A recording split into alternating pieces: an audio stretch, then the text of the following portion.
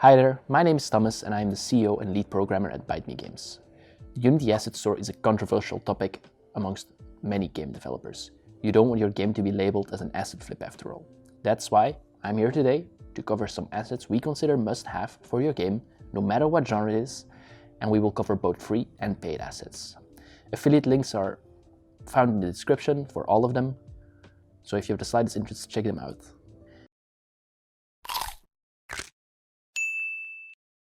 Many indie devs stay away from the Unity Asset Store out of fear of their game being labeled as an asset flip. However, I believe everything on there can serve its use and think it can help solo indie devs and small teams tremendously. That's why I will cover some of the assets we love the most and use ourselves. Keep in mind, none of these assets are required to have a good game. You never actually need an asset to make a good game. However, they can speed up development dramatically. For example, service art for a proof of concept, saving you a bunch of headaches and so on. So let's dive straight into it, shall we? Also, make sure to check out the blog post where we'll be covering 2 more assets that we think are amazing, but didn't fit into this video. The first asset I want to cover is an asset I import the second I start any new Unity project, which is Rewired. Even though this is a paid asset, around 40 euros in dollars, it is one of my favorites. If you have ever used the Unity legacy input system, you probably know it as well.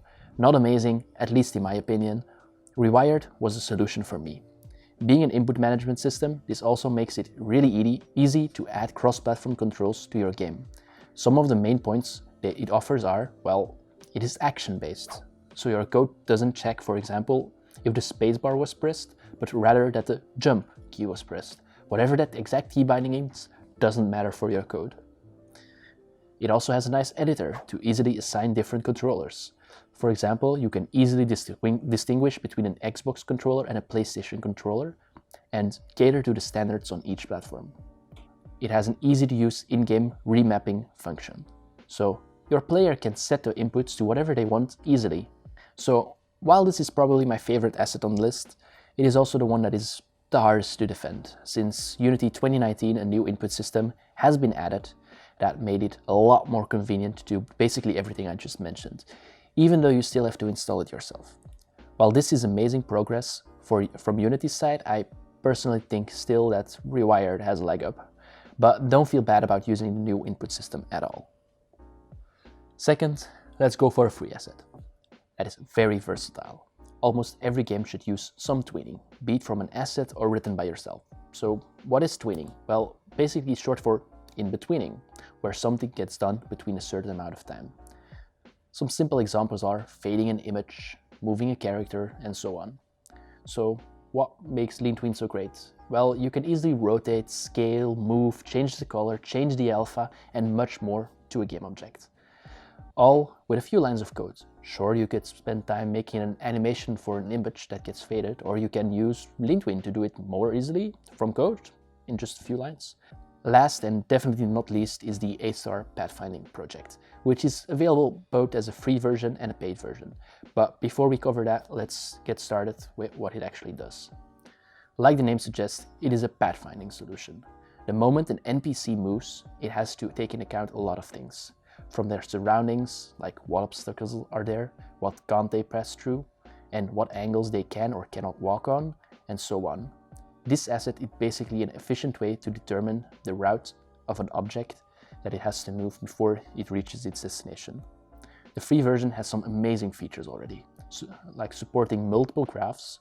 You can see a graph as the area where an object can or can't run, and you can easily split them for certain parts on your level. It also has support for nav meshes, so it can be a drop-in replacement for Unity's nav mesh system, whilst being more performant, at least from our testing. And if you are willing to support the developer and get the paid version, you also get some amazing features like local avoidance, so NPCs take into account the position of other NPCs, so they can't collide and do advanced stuff. Layered grid graphs for levels that can have multiple layers, like crossing over each other. Of course, the links to all these assets can be found in the description. We just graced their functionality, so be sure to check them out if you have even the slightest amount of interest in them. And that about wraps it up for our top 3 must-have Unity assets.